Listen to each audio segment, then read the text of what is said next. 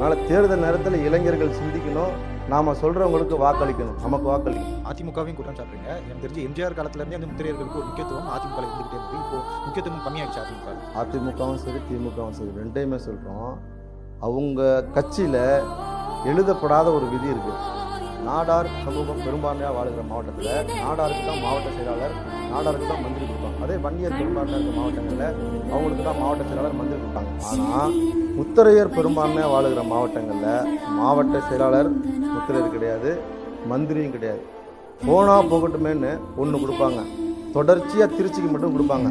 இப்போ நாங்கள் போய் எல்லா பகுதியிலையும் நாங்கள் எங்கள் சமூக மக்களை அடையாளப்படுத்தும் போது புதுக்கோட்டையிலையும் பெரும்பான்மையாக இருக்காங்க போலன்னு சொல்லி இப்போ ஒரு அமைச்சர் அங்கே கொடுத்துருக்காங்க. அவங்க ரெண்டு பேருமே சளைத்தவங்க இல்லை. அவங்க ரெண்டு பேர்த்தையும் தான் குற்றம் சாட்டுறோம். ரெண்டு பேருமே சளைத்தவங்க இல்லை. இப்போ அவங்க ஒரு எம்எல்ஏ தான் இல்லை ஒரு அமைச்சர் தான் கொடுக்குறாங்க. முத்திரையோட எண்ணிக்கை எவ்வளோ? 1.25 கோடி இருக்கோம். 1,25,00,000 பேர். அப்புறம் நான் 40லேருந்து 70 தொகுதியில் நாங்கள் பெரும்பான்மையாக இருக்கோம்.